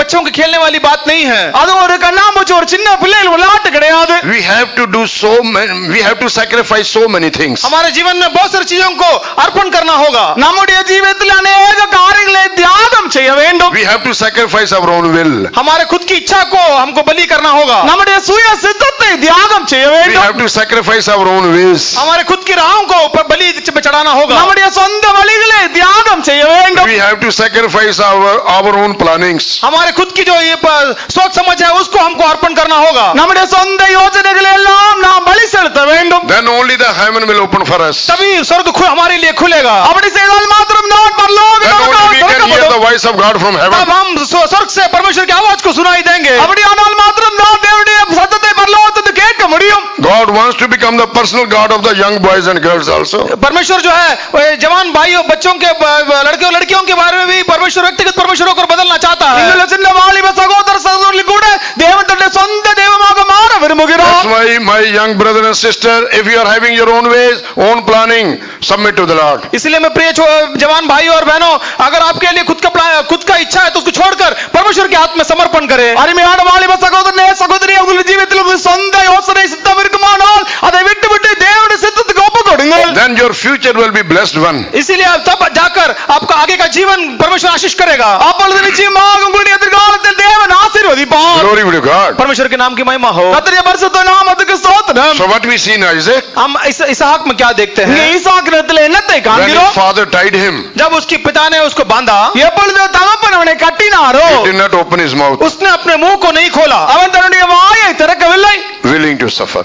उसके क्लेश उठाने के लिए समर्पण। பாடு அனுபவிக்க சிந்தவிலுடையவராக இருந்தார். Suffering nature only can help us to become the children of God or make God our personal God. क्लेश उठाने का जो स्वभाव है वो हम हमारा परमेश्वर, हमारा व्यक्तिगत परमेश्वर होकर बदलेगा। பாடுகளின் சுபாவத்தினால் மாத்திரம்தான் நம் தேவனை சொந்த தெய்வமாக அல்லது தேவனை தலைப்பட்ட தெய்வமாக மாற்றிக்கொள்ள முடியும். What is our condition today? हमारा आज का अवस्था क्या है? ஆனால் இன்றைக்கு நம்முடைய நிலைமை என்ன? What is the meaning of suffering nature? जो क्लेश उठाने का जो अनुभव है उसका मतलब क्या है? நம்முடைய ஜீவியத்திலே அந்த பாடுபடுகிற அனுபவத்தின் அர்த்தம் என்ன? Let's read Epistle of Hebrews इब्रानियों की पत्री में எபிரேயரின் புத்தகம் 5:8. 5वां अध्याय का 8वां वचन। 5ஆம் அதிகாரம் 8வது வசனம். Though he were his son, yet learned his obedience by the things which he suffered. 5:8. Hebrews chapter 5 and verse 8. पुत्र होने पर भी उसने दुख उठाकर आज्ञा माननी सीखी। Though he were a son, yet learned obedience by the things which he suffered. पुत्र होने पर भी उसने दुख उठाकर आज्ञा माननी सीखी।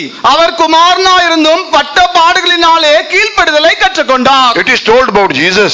इस यीशु मसीह के बारे में कहा गया है। இந்த காரியம் இயேசு கிறிஸ்துவை குறித்து And சொல்லப்பட்டுள்ளது. the same thing we could see in the life of Isaac. यही बात इसहाक के जीवन में भी हम देख सकते हैं। இதே காரியத்தை ஈசாக்கின் வாழ்க்கையிலே நாம் பார்க்கலாம். Though he suffered, yet he obeyed his father. जो उसने क्लेश उठाया लेकिन उसने अपने पिता को आज्ञा माना। அவன் பாடுபட்டாலும் கூட தன் பிதாவாகிய அந்த Abraham கீழ்ப்படிந்தான். So what is the meaning of suffering? क्लेश उठाने का मतलब क्या है? பாடுபடுகிற அனுபவம் என்றால் என்ன? Suffering means doing the will of God. क्लेश उठाने का मतलब यह है कि परमेश्वर की इच्छा को पूरा करना। பாடுபடுகிற அனுபவம் என்றால் தேவனுடைய சித்தம் செய்கிற காரியம். Brother and sister, Isaac reminds us doing the will of God. भाई और बहनों, इसहाक जो है वो परमेश्वर की इच्छा को पूरा करने को दर्शाता है। அருமையான தேவனுடைய மகளே ஈசாக்குடைய ஜீவியத்திலே தேவனுடைய சித்தம் செய்யும்படியாக Jesus did உட்பட்டான். the will of his heavenly Father. यीशु मसीह ने अपने पिता की पूर्ण इच्छा को पूरा किया। இயேசுவானவருடைய பிதாவின் சித்தத்தை பூர்ணமாக நிறைவேற்றினார். What we see in Jesus, हम यीशु मसीह में क्या देख सकते हैं? இயேசுவிடத்திலே நாம் என்னத்தை when காணக்கூடும்? we read Psalm 40 and verse 8, हम भजन संहिता 40वां अध्याय का 8वां वचन में पढ़ते हैं। சங்கீதம் 40ஆம் அதிகாரம் 8ஆம் வசனத்திலே படிக்கும்போது what Jesus said, यहाँ पे यीशु मसीह ने क्या कहा? இங்கே இயேசு என்ன சொன்னார்? I delight to do thy will, oh my God. परमेश्वर, मैं तेरी पूर्ण इच्छा करने के लिए प्रसन्न हूँ। என் தேவனே உமக்கு பிரியமானதை செய்ய நான் I விரும்புகிறேன். delight to do thy will, oh my God. परमेश्वर, मैं तेरी पूर्ण इच्छा करने के लिए प्रसन्न हूँ। என் தேவனே உமக்கு பிரியமானதை செய்ய நான் விரும்புகிறேன். Glory be to God. परमेश्वर के नाम की महिमा हो। கர்த்தருடைய பரிசுத்த நாமத்துக்கு ஸ்தோத்திரம். A body is prepared for me, Jesus said. जी, पर यीशु मसीह ने कहा कि ये शरीर मेरे लिए तैयार किया गया है। இயேசு கிறிஸ்து சொன்னார், இதோ எனக்காக ஒரு சரீரம் ஆயத்தம் In பண்ணப்பட்டிருக்கிறது. this body I have come to do thy will, oh my God. इस शरीर में तेरी पूर्ण इच्छा करने के लिए मैं आया हूँ, हे परमेश्वर। ஓ தேவனே, இந்த சரீரத்திலே உம்முடைய சித்தம் செய்யும்படியாக நான் இங்கே கடந்து When you வந்திருக்கிறேன். do the will of God in your body, then only God can become a personal God. जब आप आपके शरीर में परमेश्वर की पूर्ण इच्छा करोगे तब परमेश्वर आपका व्यक्तिगत परमेश्वर होकर बदल जाएगा। நம்முடைய சொந்த சரீரத்திலே தேவனுடைய சித்தம் செய்யும் போது மாத்திரம்தான் தேவனுடைய அவர்கள் சொந்த தெய்வமாக மாற்ற முடியும். The will of God should become, the will of God should be our delight. परमेश्वर की इच्छा जो है वो हमारा प्रसन्नता होकर दिखाई देना चाहिए। தேவனுடைய சித்தம் செய்கிற காரியம் நம்முடைய ஜீவிதத்திலே நமக்கு பிரியமானதாய் காணப்பட Then வேண்டும். only we can become heavenly people. तभी हम जो है स्वर्गीय लोग होकर बदल सकते हैं। அப்படியானால் மாத்திரம்தான் நாம் பரலோக வாசிகளாக மாற முடியும். You know why? आप जानते हैं क्यों? ஏன் அப்படி Why the தெரியுமா? will of God can only make us worthy for heaven? परमेश्वर की पूर्ण इच्छा करने से ही हम स्वर्ग के लिए स्वीकार होंगे। ஏன் क्यों? தேவனுடைய சித்தம் செய்யறது மாத்திரம்தான் நமக்கு பரலோகத்துக்கு போகிற யோகியதை தகுதியை கொடுக்கிறது? Anybody can tell? कोई भी इसका उत्तर दे सकते हैं? யாராவது பதில் சொல்ல முடியுமா? Because will of God also came from heaven. क्योंकि परमेश्वर की इच्छा जो है वो भी स्वर्ग से आया है। ஏனென்றால் தேவனுடைய சித்தமும் பரலோகத்திலிருந்து வந்திருக்கிறது. Will of God is not from this earth. परमेश्वर की इच्छा जो है वो इस संसार से नहीं है। தேவனுடைய சித்தமானது இந்த பூமியில் உண்டான ஒரு That's why காரியம் you அல்ல. see in the Lord's prayer, Jesus said, ஆகையால் தான் கடைசி ஜெபத்திலே இயேசு சொன்னார், जो आखिरी प्रार्थना में यीशु मसीह ने कहा, Lord, Father, let thy will should be done on earth as it is done in heaven. उसने कहा कि परमेश्वर आपकी इच्छा इस पृथ्वी में भी पूरा होने दीजिए जिस प्रकार स्वर्ग में पूरा होता है. ஆகையாலே சொன்னா பரலோகத்திலே செய்வது படுவது போல பூலோகத்திலும் உம்முடைய சித்தம் செய்யப்படுவதாக. So when you and I will do the will of God while we are upon this earth, because this will of God has come from heaven, it will make us worthy for heaven. इस संसार में जब रहते समय आप और मैं परमेश्वर की इच्छा पूरा करने से हमको स्वर्ग में जाने के लिए एक कारण मिलेगा, क्योंकि ये जो परमेश्वर की इच्छा है वो स्वर्ग से आया है. நாம் இந்த சரீரத்தில் இருக்கும்போது இந்த உலகத்திலே தேவனுடைய சித்தம் செய்வோமானால் நாம் பரலோகத்துக்கு போக யோகியதை தகுதி உள்ளவர்களாவோம். ஏனென்றால் இந்த தேவ சித்தமானது பரலோகத்திலிருந்து நமக்கு கொடுக்கப்பட்டுள்ளது. Glory to God. परमेश्वर के नाम की महिमा हो. கர்த்தருடைய பரிசுத்த நாமத்துக்கு ஸ்தோத்திரம். So dear brothers and sisters, प्रिय भाई और बहनों, அருமையான சகோதரனே let us சகோதரியே, learn only one good quality. So many qualities are there in the life of Isaac, but only good quality, suffering nature. जो हम जो है ईसा के जीवन में बहुत सारे अच्छे गुणों को देखते हैं, लेकिन ये एक जो गुण है जो क्लेश उठाने वाला गुण, इसके बारे में हम पढ़े. ஈசாக்கின் வாழ்க்கையில எத்தனையோ அநேக நல்ல குணங்கள் உண்டு. ஒரு காரியத்தை நாம் கற்றுக்கொள்வோம், பாடுகளை அனுபவிக்கிற குணம். Suffering nature means doing the will of God. परमेश्वर की जो क्लेश उठाना, परमेश्वर की इच्छा को पूरा करना है. பாடுகளை அனுபவிக்கிற சுபாவம் என்றால் தேவனுடைய சித்தம் செய்கிற Though he சுபாவம். was a son, yet he learned obedience by the things which he suffered. அவர் குமாரனா இருந்தும் பட்ட பாடுகளினாலே கீழ்ப்படுதலை கற்றுக்கொண்டார். वो पुत्र होने पर भी पूरे क्लेश उठाकर परमेश्वर की बातों को समझा. Glory to God. परमेश्वर के नाम की महिमा हो. கர்த்தருடைய பரிசுத்த நாமத்துக்கு ஸ்தோத்திரம். Come to the third person, हम तीसरे व्यक्ति की ओर देखें. மூன்றாவது நபருக்கு கடந்து வருவோம். Jacob. याकूब. யாக்கோபு. I am the God of Jacob. मैं याकूब का परमेश्वर हूँ. நான் யாக்கோபின் தேவன். When we see the life of Jacob, जब हम याकूब के जीवन को देखते हैं, நாம் யாக்கோபின் ஜீவித்தை குறித்து பார்க்கும்போது his previous life, उसका पहला जीवन, उसका पहला जीवन जो है, அவருடைய முன்பினதான ஜீவியம். Jacob means supplanter. धोखा देने वाला. जेकब का मतलब है धोखा देने वाला. யாக்கோபு என்றால் எத்தன் அல்லது வஞ்சிக்கிறவன். But this deceiver became a prince of God. ये देखो, धोखा देने वाला जो है परमेश्वर का एक पुत्र होकर बदल गया. இந்த எத்தனானவன் தேவனுடைய பிரபுவாக மாறிவிட்டான்.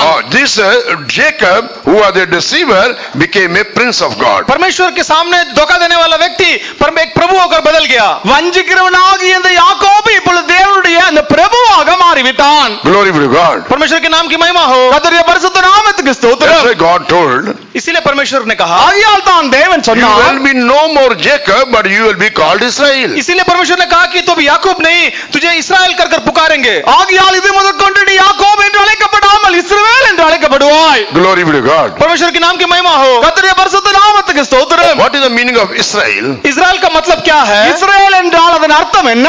Israel is with the composition of two words. इस्राएल जो है वो दो शब्दों से बना गया है. இஸ்ரவேல் என்று சொல்வதான அந்த வார்த்தை இரண்டு வார்த்தைகள் சேர்ந்து ஒரு வார்த்தையாக மாறியது. Isra plus Il. Isra plus El. Isra plus இல் என்கிறதான இரண்டு வார்த்தைகள். Israel. इस्राएल. இஸ்ரவேல். Isra mean fight. इस्रा का मतलब है लड़ाई. இஸ்ரா என்றால் அது சண்டை. Il mean God. एल का मतलब है परमेश्वर. எல் मतलब எல் என்றால் தேவன். That means God fights. इसीलिए इसका मतलब यह है कि परमेश्वर युद्ध करता है. இங்கே தேவன் யுத்தம் பண்ணுகிறார். Israel mean God fights. इस्राएल का मतलब है कि परमेश्वर युद्ध करता है. இஸ்ரவேல் என்றால் தேவன் யுத்தம் பண்ணுகிறார். So dear brothers and sisters, परमेश्वर प्यारे भाई और बहनों, அருமையான சகோதரனே சகோதரியே, what is another meaning of Israel?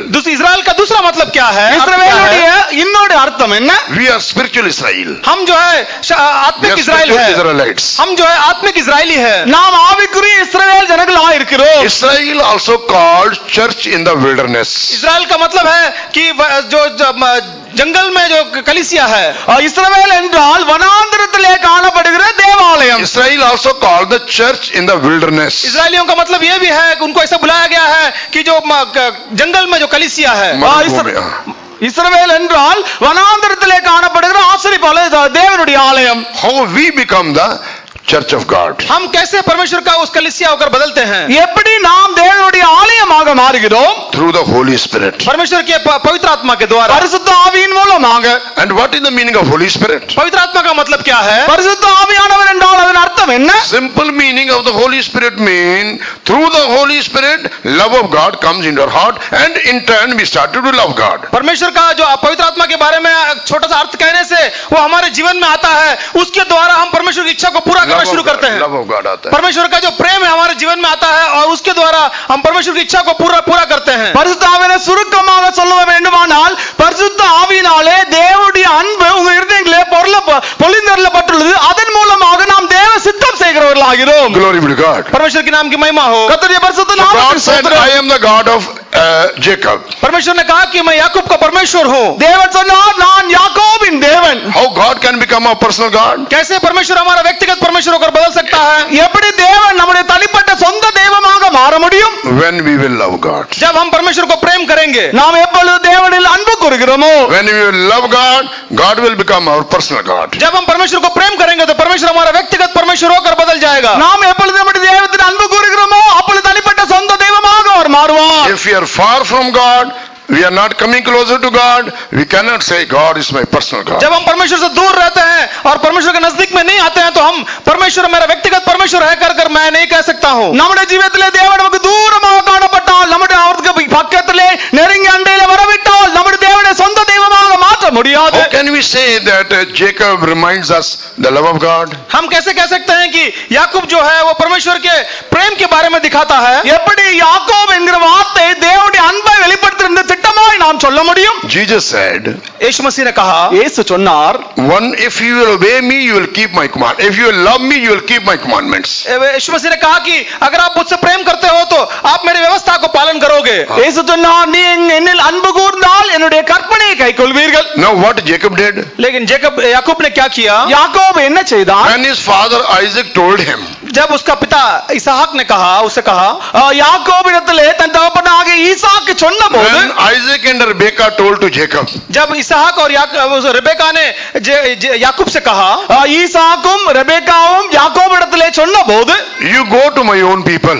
तुम मेरे लोगों के पास जाओ। நீ என்னுடைய சொந்த ஜனத்திடத்திலே போய், You go to your uncle. तुम तुम्हारे मामा के पास जाओ। Yes. நீ உன்னுடைய மாமனிடத்திலே நீ போய். What did he do? उसने क्या किया? அப்பொழுது அவன் என்ன செய்தான்? He obeyed what Isaac and Rebekah told him. जो भी इसहाक और रेबेका ने कहा उसको उसने आज्ञा माना। ஈசாக்கும் ரெபெக்காலும் அவனுக்கு என்ன கட்டளையிட்டார்களோ அதை கைக்கொண்டான். And he obeyed because he loved Isaac and Rebekah.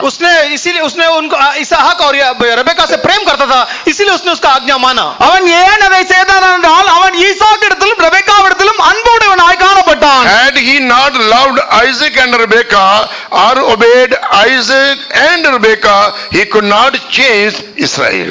अगर वो इसहाक और रेबेका से अगर प्रेम नहीं करता था तो उसका नाम इजराइल होकर नहीं बदलता था। ஒருவேளை அவன் ஈசாக்கிடத்திலும் அந்த ரெபெக்காவிடத்திலும் அன்பு கூறாவிட்டால் அல்லது அந்த ஈசாக் ரெபெக்காவுக்கு அவன் கீழ்ப்படியாவிட்டால் அவனுடைய அந்த பெயரானது யாக்கோபு இஸ்ரவேலாக மாறி இருக்க முடியாது. Obedience will transform our character. जो आज्ञा मानने का स्वभाव है वो हमारे जीवन को बदल देगा। அந்த கீழ்ப்படிகிறதான சுபாவம் நம்முடைய ஜீவிதத்தை மறுரூபப்படுத்தும். Jacob was transformed and he was changed Israel. उस याकूब जो था उसको बदल दिया और वो इजराइल होकर बदल गया। இப்பொழுது யாக்கோபு மறுரூபமாகி அவன் இஸ்ரவேலாக மாறிவிட்டான். Obedience brings lot of blessings in our life. आज्ञा मानने का स्वभाव जो है वो बहुत सारे आशीषों को हमारे जीवन में लेकर आता है। நம்முடைய ஜீவிதத்திலே அந்த கீழ்ப்படிகிறதான சுபாவம் अनेक आशीर्वादங்களை கொண்டு வரும். Glory be to God. परमेश्वर के नाम की महिमा हो। கர்த்தருடைய பரிசுத்த நாமத்துக்கு ஸ்தோத்திரம். So Abraham stands for faith. Ibrahim जो था वो विश्वास के लिए दिखाई देता है। ஆபிரகாம் விசுவாசத்திற்காக நிற்கிறான். Isaac stands for doing the will of God. इसहाक जो है वो परमेश्वर की इच्छा करने के लिए दर्शाता है। ஈசாக்கானவன் தேவனுடைய சித்தம் செய்யும்படியாக And காட்டுகிறான். Jacob stands for love of God. याकूब जो है वो परमेश्वर के प्रेम को दर्शाता है। யாக்கோபானவன் தேவனுடைய அன்பை குறிக்கிறான். Shall we close our eyes? हम सब अपने आंखों को बंद करें। நாம் எல்லாரும் நம்முடைய கண்களை மூடுவோமாக. Let us have these three qualities which these three persons have in their lives. ये तीन जो गुण हमारे जीवन में दिखाई दे, ये तीन गुण जो उनके जीवन में भी दिखाई दिया था, இந்த மூன்று குணங்களும் நம்முடைய ஜீவிதத்திலே காணப்படும்படியாக நம்ம வாழ்க்கை காணப்படுவதாக. And as God told, and the God of Abraham, Isaac and Jacob, God will say, I am the God of the church of Koprikarne. जिस प्रकार प्रभु ने कहा कि मैं इब्राहिम, इसहाक और याकूब का परमेश्वर हूँ, वैसे ही परमेश्वर कहना चाहिए कि मैं कोपरकर्ने या कलीसिया का भी परमेश्वर हूँ। தேவன் எப்படி நான் ஆபிரகாமின் தேவன், ஈசாக்கின் தேவன், யாக்கோபின் தேவன் என்று சொன்னாரோ அதே போல நான் கோபக்கர்னே சபையின் தேவன் என்று அவர் சொல்லுவார். Let us rededicate our life this morning. इस समय पर हम अपने आप जीवन को समर्पण करें। இந்த காலவேளை நம்முடைய ஜீவிதத்தை மறுபடியுமாக பிரதிஷ்டை செய்வோமாக. Let us obey our forefathers like Jacob. हम जो अब जैसा हमारा पूर्व पिता याकूब ने जैसा आज्ञा माना वैसे हम भी आज्ञा माने। நம்முடைய முற்பதாகிய obey the apostles, the servants of God to whom God has kept in the church. जैसे जिस प्रकार हमारे कलीसिया में प्रेरितों को रखा है और वो जैसे परमेश्वर आज्ञा मानते हैं वैसे हम भी आज्ञा माने நமக்கு தேவன் கொடுத்ததான அப்போஸ்தலராகிய ஊழியக்காரருக்கு நாம் கீழ்ப்படிவோமாக. Then God will say, I am your God. तब परमेश्वर कहेगा कि मैं तेरा परमेश्वर हूँ. அப்பொழுது தேவன் சொல்லுவார், நான் உன்னுடைய தேவன். And where God is, we will be there. जहाँ परमेश्वर है तब हम भी वहीं पे रहेंगे. தேவன் எங்கே இருக்கிறாரோ நாம் அவரோடு கூட அங்கே காணப்படுவோம். The word of God says God dwells in Jerusalem and Zion. परमेश्वर वचन कहता है कि परमेश्वर सिय्योन और यरूशलेम में वास करता है. தேவனாகிய கர்த்தர் சீயோனிலே எருசலேமிலே வாசம் பண்ணுகிறார். கர்த்தருடைய வசனத்திலே Because படிக்கிறோம். our God is personal God and we belong to God, we will be with God in Zion and New क्योंकि Jerusalem. परमेश्वर हमारा व्यक्तिगत परमेश्वर है, हम परमेश्वर के हैं, इसीलिए जहाँ परमेश्वर वास करता है सिय्योन और यरूशलेम में हम भी वास करेंगे. நம்முடைய தேவன் நமக்கு சொந்த தெய்வமாகியால் நாம் அவருக்கு சொந்தமானவர்களாக இருப்பதால் நாமும் கூட நிச்சயமாக சீயோனிலே எருசலேமிலே வாசம் பண்ணுவோம். God is not the God of dead, but is the God of living. परमेश्वर मरों का परमेश्वर नहीं है, वो जीवितों का परमेश्वर है. நம்முடைய தேவன் மரித்தோரின் தேவன் அல்ல, அவர் ஜீவனுள்ளவர்களின் தேவன். Let us all put away the dead works from our life. हमारे सारे मरे हुए अवस्थाओं से हमारे जीवन से निकाल दे. நம்முடைய ஜீவியத்திலிருந்து எல்லாம் மரித்த செத்த கிரியையை நாம் நீங்களாக்குவோமாக. Let us be alive in Christ. हम जो है परमेश्वर में जीवित रहे. நாம் கிறிஸ்துவுக்குள்ளாக ஜீவிப்போமாக. Let our life be hid with Christ and God. हमारा जीवन जो है परमेश्वर और यीशु मसीह में छिपे रहे. நம்முடைய ஜீவமானது கர்த்தராகிய ஆண்டவராகிய இயேசுவோடு கூட கட்டி எழுப்பப்படுவதாக. Then when he will appear in his glory, we shall also appear with him in glory and be with him in New Jerusalem and Zion. परमेश्वर जब महिमा में प्रकट होगा हम भी महिमा पाकर परमेश्वर की इस महिमा के आगमन में सिय्योन और यरूशलेम में दिखाई देंगे. அப்பொழுது நம்முடைய கர்த்தராகிய இயேசு மகிமையிலே வெளிப்படும்போது நாம் அவரோடு சந்தித்து அதித்தியசாலமாக சீயோன் எருசலேமிலே அவரோடு கூட காணப்படுவோம். May God bless us. परमेश्वर हमें आशीष करे. தேவன் தாமே நம்மை ஆசீர்வதிப்பாராக. தேவன் தாமே நம்மை ஆசீர்வதிப்பாராக. தேவன் தாமே நம்மை ஆசீர்வதிப்பாராக. தேவன் தாமே நம்மை ஆசீர்வதிப்பாராக. தேவன் தாமே நம்மை ஆசீர்வதிப்பாராக. தேவன் தாமே நம்மை ஆசீர்வதிப்பாராக. தேவன் தாமே நம்மை ஆசீர்வதிப்பாராக. தேவன் தாமே நம்மை ஆசீர்வதிப்பாராக.